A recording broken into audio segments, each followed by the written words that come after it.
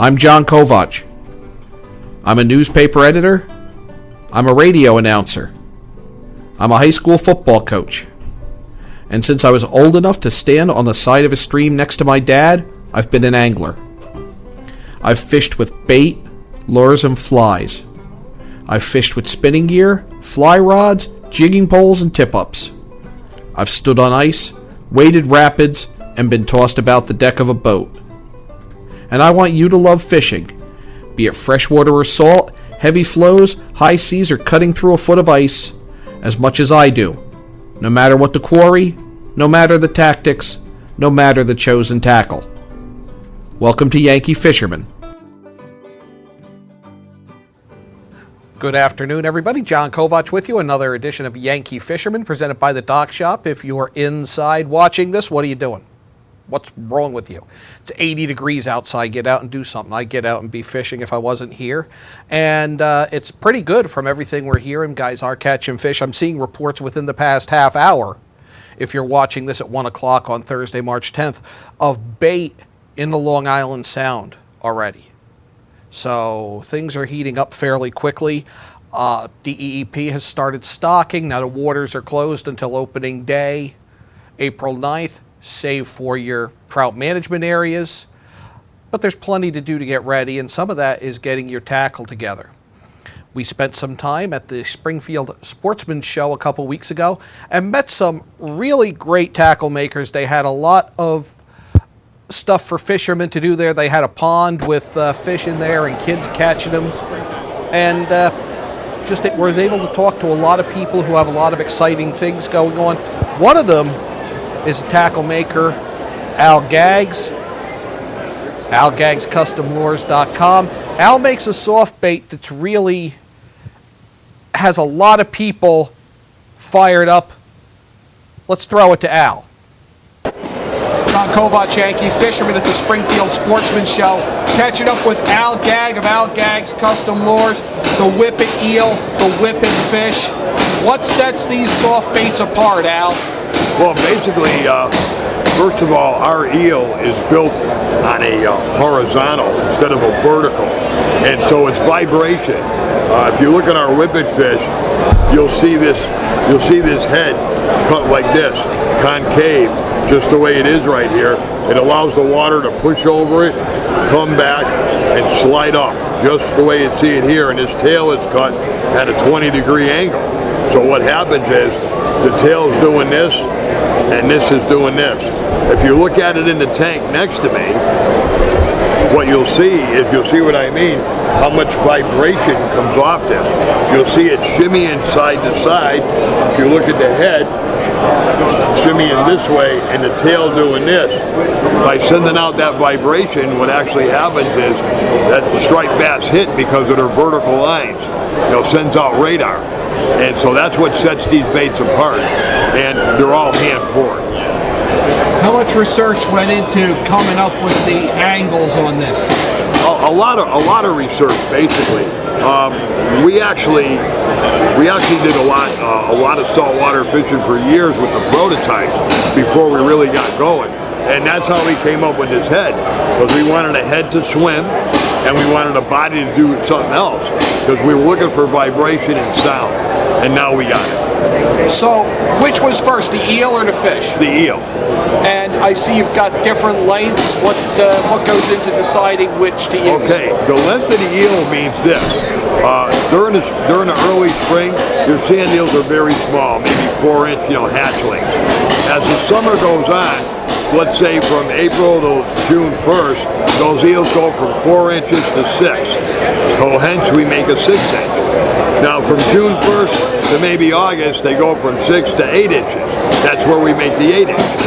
And then from August into the fall, that's where we have the 10-inch eel, and that's where it stays. So that's how it dictates the sizes. On the whippet fish, it's where you're going to be fishing, and what type of bait's in the water. Like you go to the Cape Cod Canal, we just won the 2016 Hot Lures for 2016. We were one of the top 5. for the Cape Cod Canal would be our 6-inch, 3-ounce whippet fish because of the vibration and everything it sets out. And green mackerel color and the white was the one. And I see you do have different weights for different lengths. Is that how deep you want to fish? Is that how we're going to make that decision? Well, the reason why we have the different lengths, we made our heads specific to the bodies. So our 1/8 and 1/4 ounce goes with our smaller baits. Our 3/8, half, 3/4 goes with our 6-inch eels, and it goes up from there. But when you fish a place like the canal, you know, your current dictates. And what happens is you have stuff that is, you know, like 3-ounce, 4-ounce. When the current's running, you know, it dictates what you use. Where can we get the whippet eel and the whippet fish? Well, it depends on where you fish. If you want it, you can go to algagsfishinglures.com. You can get them online there. You get the entire line, plus our fluke rigs. And if you go down the Cape, you got Red Top Sporting Goods, Canal Bait and Tackle, Falmouth, the list goes on and on. Benny's stores, they all have them. We've talked a lot about the canal. Are guys using these in the Long Island Sound as well? Yes, they are. And what they're using in the Long Island Sound is the 4-inch whippet fish and the 5-inch whippet fish, respectively, depending. A lot of guys will walk a beach and throw that 4-inch whippet fish and just clean house with it. You know, it's just matching the hatch of what's in the water. How big a rod, what weight line am I going to need to throw this? Well, here again, it depends on what size you have. In other words, if you're throwing a 4-inch whippet fish, you want to use maybe a 7.5, 8-foot rod, all right, with braid. You want to get into the 20-pound braid, which has a smaller diameter, which is going to make that thing run good. When you're in the canal, we're up to 50-pound braid Quattro, and we use the Quattro because it's thinner diameter and it puts more on the reel. That's what it is. So it's about matching the line with the lure to maximize the action. Absolutely, absolutely. What about the action of the rod? Is there a certain rod action I'm looking for, or is that going to be kind of rendered irrelevant? All right, let's go back to the canal. To answer that question, you want a rod, you don't want to overpower yourself with a rod. You go according to your height. Like myself, I use an 11-footer. But I have it so the rod will accept 3 to 7 ounces of weight. So by accepting 3 to 7 ounces of weight, you can use a bigger bait and you can control it better with the rod itself. Very good stuff. Al Gaggs Custom Lure, thanks for explaining the whippet eel and the whippet fish to us on Yankee Fisherman. My pleasure.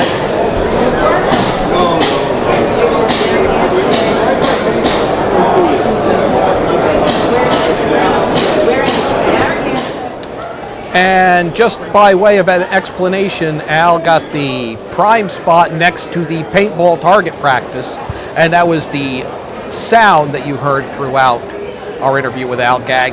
Now, Al was nice enough to take us across the way and introduce us to another lure maker from the area who's also making a mark on streams and lakes and saltwater all around the area.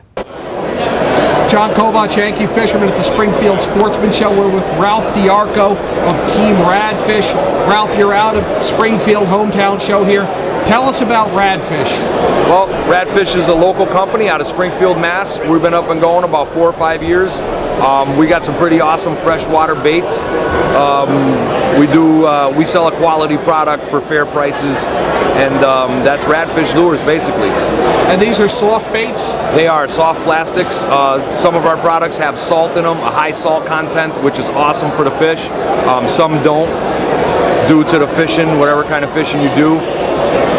And what primarily do you fish for? I like to fish for largemouth and smallmouth, but I'd love to catch any fish that wants to bite my hook, to be honest with you. Now, are guys using these for striped bass as well? Once in a while we do. We don't market towards saltwater, but one of our products does catch a lot of saltwater fish. So sure, yes, they do. Where can somebody get Radfish? You could order Radfish lures at radfishlures.com. And you can find them in the Fishing Hole in Chicopee and a few other bait shops in Connecticut. And hopefully someday we will be national in Dick's, Walmart, and all the other big stores too. So, how'd you get started making these?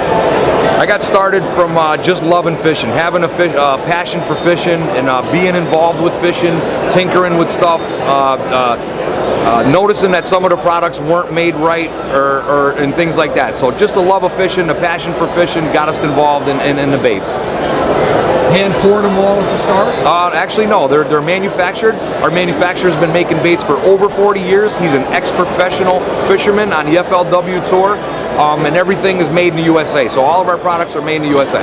And again, radfishlures.com for more information. Radfish Lures, absolutely. Radfishlures.com out of Springfield, Mass. We'd love all your support and your business. You won't be disappointed. Our baits are pretty phenomenal. So, Ralph Diarco, thanks for taking a couple of minutes with us. You're welcome. Thank you for your interest.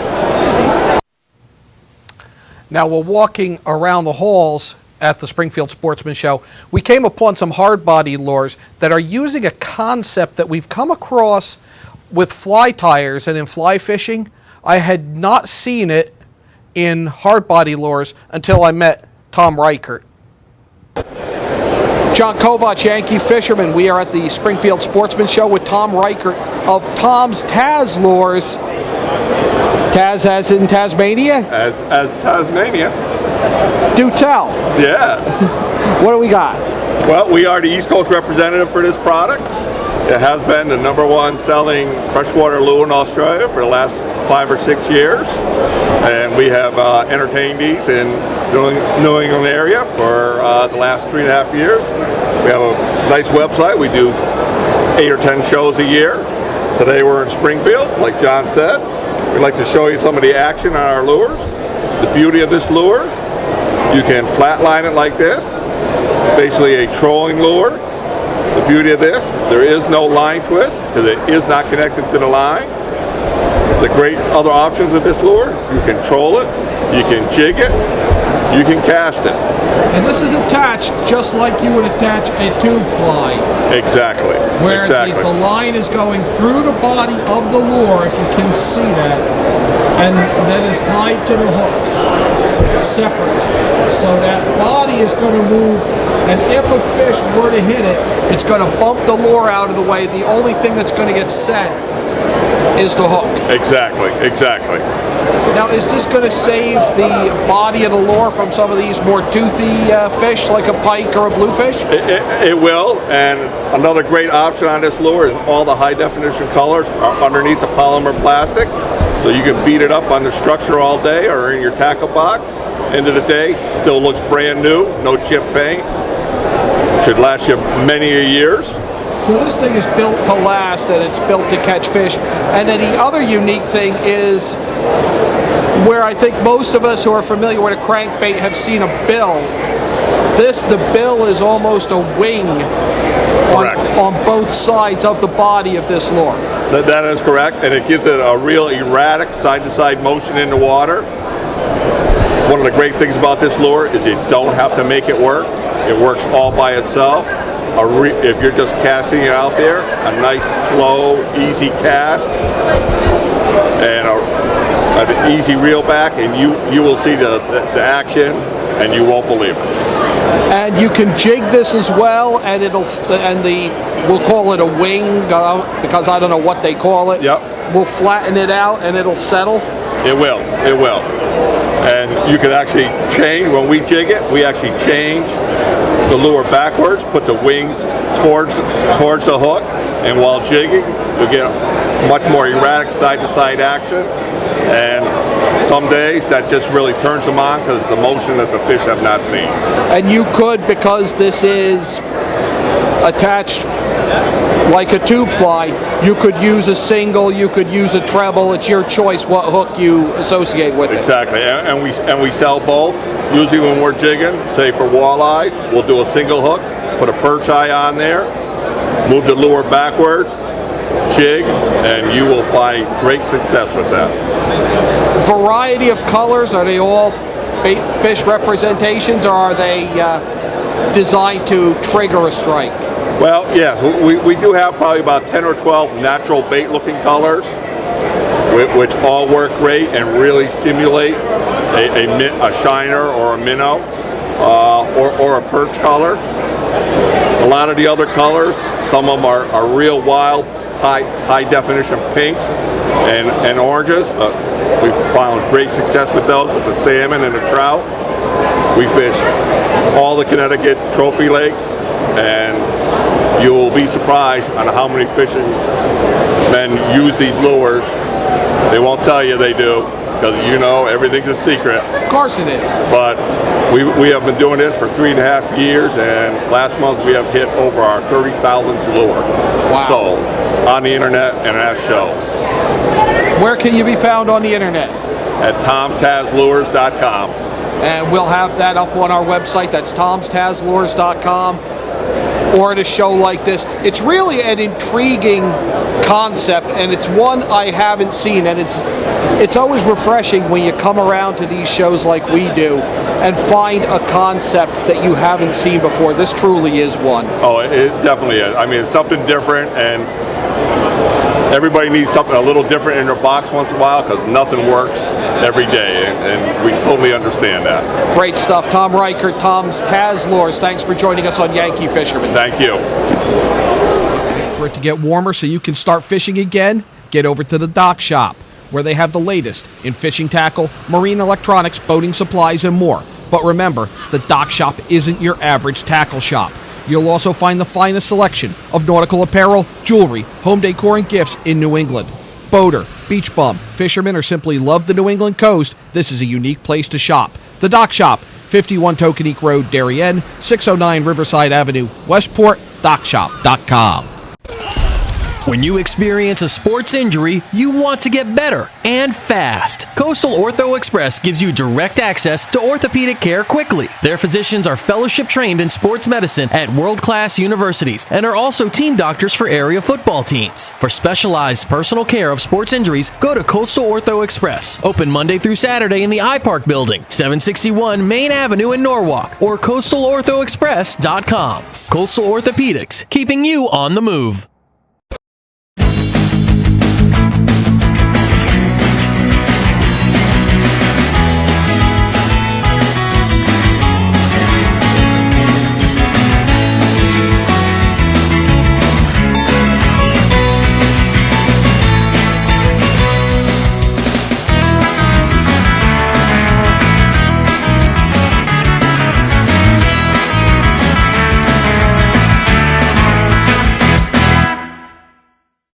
Here at the Darien Sports Shop, we are very excited about our newly redesigned men's department. Gentlemen, if you're shopping for work, weekend, or wedding, we've got the latest styles and trends inside our spacious new department just for you. We have vast selections from Peter Millar, Vineyard Vines, Johnny O, Duckhead, Barber, and so much more. And you can even walk out of the store in the new Wolverine 1,000-mile men's boot. Conveniently located with free and easy parking at 1127 Post Road, Darien, Connecticut, or shop us online at dariensport.com. Hi, I'm Rob Adams with my good friend Donald Eng, and we're the home team for Nutmeg Sports, Monday through Wednesday at 2 o'clock right here on the HAN Network. We are the place for all things Connecticut sports, so come hang out with us on Nutmeg Sports. Don? They don't call him the best color man in the game for nothing. Nutmeg Sports, 2 o'clock Monday through Wednesday right here on the HAN Network. Welcome back to Yankee Fisherman, presented by the Dock Shop on the HAN Network. It's a warm Thursday, March 10th. We're getting ready for fishing season. We just had 3 local tackle makers on, Al Gagg, Ralph Darko, Tom Reichert. Thanks to them, and thanks to the folks at the Springfield Sportsman Show for rolling out the red carpet for us and letting us film some segments there.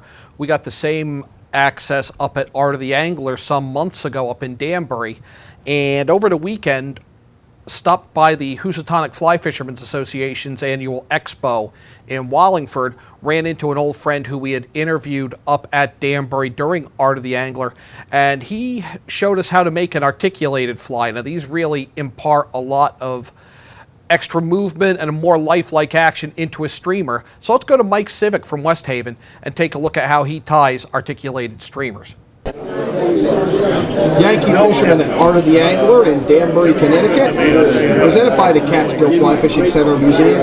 We are taking a look at articulated streamers. We are with Mike Civic. Mike is from West Haven. He's tying here at Danbury, and he's going to tell us how he assembles these flies that give you much more motion than your standard streamer. Hello, I've already tied what I call the back end of the woolly bugger. I have my wire frames here. You notice I have a magnet on the vise that keeps that hook from flapping around on me. I have some very expensive material here called dental floss. Now, how'd you come up with using dental floss for that? It's strong, it's inexpensive, and it lies flat. I like that flat because I'm using that, as you'll see in a moment, to overwrap the lead wire. Which is important because a lot of the articulated recipes that I've seen call for, say, backing or mono. This is the first I've heard of dental floss. Well, the dental floss is just to close up that frame. Okay. Only to close up that frame. When I first started making these, I was using monofilament on a front hook, wrap it down, close it up, cut the hook off. You got a weak spot. This way here, there is no weak spot. Notice I put close up the shank. I'm going to wrap on just a little bit of lead. Just a little bit. How many wraps do you know? This is probably something close to 30, 25 or 30 wraps. Decent amount of lead. Decent amount of lead. That is up to the individual tire whether you want more or less. Now I'm going to take my dental floss and I'm building up a ramp to jump over that lead wire. That by spinning the bobbin, it untwists it so it's lying flat again. So you're flattening out the floss and bringing both of those units together. Yes, so it makes a more durable unit and a little easier to tie on. Good finish.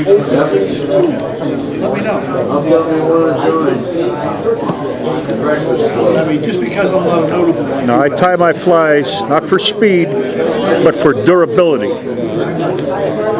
You'll see as I tie it different than a lot of your woolly buggers are tied. These are very sturdy looking. They are. Streamers, what I'm looking at in front of me right now. Well, the thing of it is, the hackle is held in place with copper wire. Thin copper wire. So this is a fairly heavy fly that we're on. Yes. Like I said, you can vary the weight depending on your conditions. You can go more lead, you can go less lead. But I don't think you can go no lead.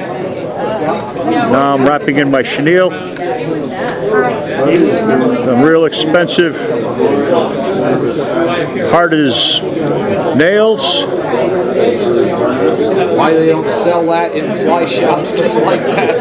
This is at the dollar store. Yeah. So it's only $1. Right. Fly shops are going to hate me. Oh well. Again, half hitch.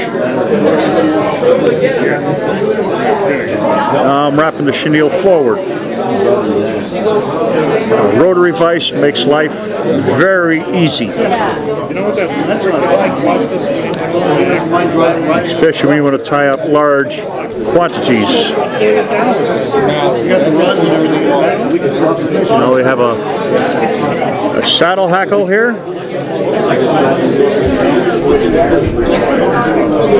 Close it in.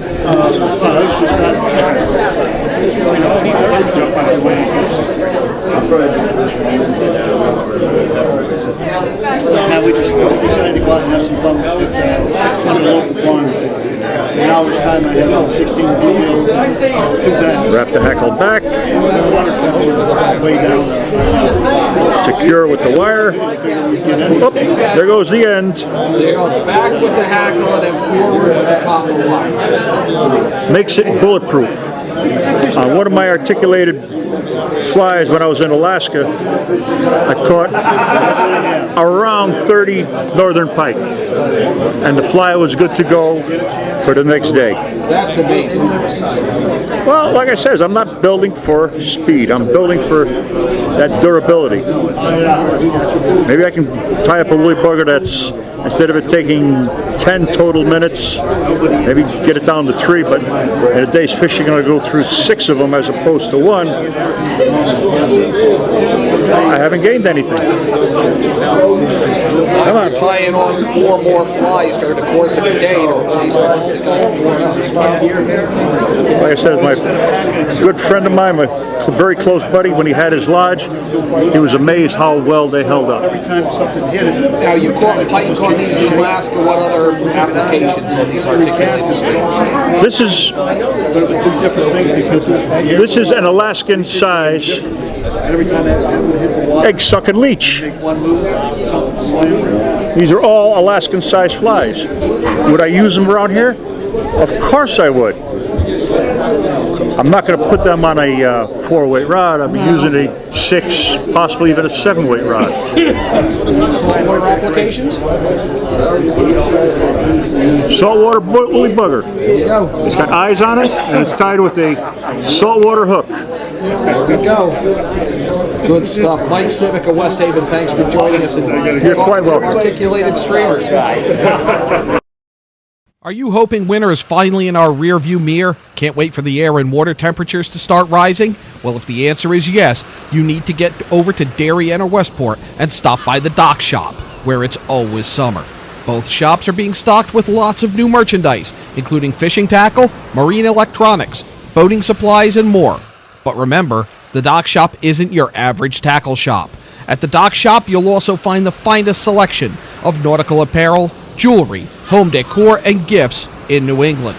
Boater, beach bum, fisherman, or simply love the New England coast, this is a unique place to shop.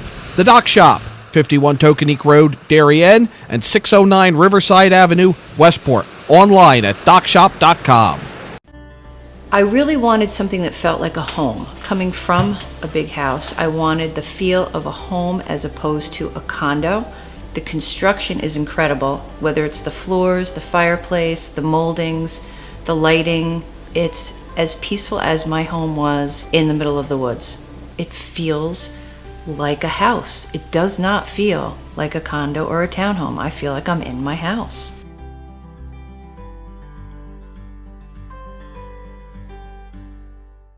Here at the Organic Yard, we use bio-nutritional products in our lawn care programs, which reduces the need for fertilizers, nitrates, phosphates, and pesticides up to 80%, making a safer environment for your family and pets. With our organic lawn treatment, you'll receive vigorous, healthy plants with improved root development and better drought resistance. Enroll now in our 2016 Organic Yard program and get a free organic deer tick treatment. Call us today at 914-764-5491 or go to our website at millerslandscapinginc.com. Walter Stewarts Market in New Canaan is your time-saving local shopping destination for the best of spring. Find many of your favorite products, from great specials on everyday items to the freshest organic produce, artisanal cheeses, and grass-fed steaks. Chop off your knives to be sharpened, grab a beautiful bouquet of spring flowers, and stop in next door for a wine tasting. Plus, their personable staff is always ready to lend a helping hand. So stop in to Walter Stewarts Market, 229 Elm Street today, or shop online at stewartsmarket.com. I'm Kate Chaplinsky. Join us for Coffee Break, weekdays at 11 to get the latest Connecticut news, weather, high school sports, and more. News doesn't get any more local than on Coffee Break on the HAN Network. Welcome back to Yankee Fisherman, presented by the Dock Shop this Thursday, March 10th. I want to thank all the tackle makers of Fly Tires who appeared on today's show one more time. We've got a number of news items here. One just this morning, and that is the discovery of a new strain of rock snot, or dynamo, which I always mispronounce, in the Farmington River. So be sure to clean off your waders, or as Steve Colton writes at currentseams.com, he has a dedicated pair that he uses just for the Farmington. But the danger is this spreading to other bodies of water. So clean your waders good. We'll do a segment on that on a coming show, as that was just breaking this morning. Up in Massachusetts, and this guy is the cousin of Eric Gendron, who's running the controls for us. Andy Salona, who's a manager at Bass Pro up in Foxborough, weighed in a 6-pound, 3-ounce largemouth. That was in Oxford, Mass. It's a good-looking fish. Seeing a lot on Facebook of stripers being caught, bass being caught. It's really heating up early this year, particularly with the weather. A couple events coming up. Our friend Ron Murley will talk about sea run trout fishing in Connecticut. That is for the Hammonasset chapter of TU. That is at the Quinnipiac River Watershed Association building on Hanover Pond in Meriden. Doors open at 6:30 tonight. That's Thursday, March 10th. Saturday, and unfortunately I can't make this, from 9 a.m. to 4 p.m., the Deerfield Fly Shop in Massachusetts. It's up in Deerfield at 8 Elm Street, right around the corner, literally around the corner from Yankee Candle. They're going to celebrate their 1-year anniversary. They're going to have presentations of fly tires all day. Basic stream entomology with Mike Cole, Bob Mallard, who we've had on, the author of 50 Best Places Fly Fishing in the Northeast and the 25 Best Towns Fly Fishing for Trout. They'll be there. A number of people that we know, they are going to be there. Mike does a great job up there. If you're there, stop by. I wish I could. It's a nice day outing because if you've got people who might not want to spend all day at the fly shop, Yankee Candle's only a couple hundred yards away. You can drop people off there, go to the fly shop, pick them up if that's what you want to do. The DEEP has finally released the Angler's Guide, which is right on time. The cover, fly fishing, a lot of people discussing the cover this year. So that's out. That'll be at town halls, town clerks' offices, sporting goods stores. They've begun stocking, but remember the waters are closed except for the TMAs until opening day, April 9th. TMAs are open and trout management lakes are open until March 31st. Waters that are not stocked by the state are also an exception, and the guide has all of that information. An organization we're going to be doing a segment on very soon, Rivers of Recovery, is going to hold its second annual cocktail hour at the Delamar Hotel in Southport. That's coming up in a few weeks. That is March 21st, and there's information on Facebook and on their website. This is an organization, a nonprofit, that works to help veterans suffering from post-traumatic stress disorder or traumatic brain injuries through fly fishing as a therapeutic means. A very great organization that I've heard a lot about and we will be doing a segment on. There are a couple of TU banquets coming up before that. Both of them are Friday, March 18th. Farmington Valley TU and Candlewood Valley TU, you can get information at their respective websites. The Thames Valley TU is going to discuss stillwater fishing and the Limestone Trout Club. That is on Tuesday, March 15th at 6. That is at the Moose Lodge in Bozrah. Another banquet is the Housatonic Fly Fishermen's Association. That is March 19th at El Monticello in Meriden. Tickets are $45 in advance, $50 at the door. We've got an event that we're going to try to swing up to, and that's Striper Surf Day up at Rivers End Tackle on March 19th. That's an all-day thing. And a couple exciting things coming up in future shows, as we talked about Rivers of Recovery. Also, Edwin Evers won the Bassmaster Classic last weekend. There's a Connecticut tie to that. We're going to be talking about it in the very near future. Also, the discovery of juvenile Atlantic sturgeon in the Connecticut River. And I think that's another one on the heels of the discovery of the salmon beds. I think that speaks well to the water quality here in Connecticut. That's going to do it for this edition of Yankee Fisherman. Come back at 2 o'clock. Arts and Leisure on the HAN Network is going to look back at Downton Abbey. We're going to go fish. Tight lines.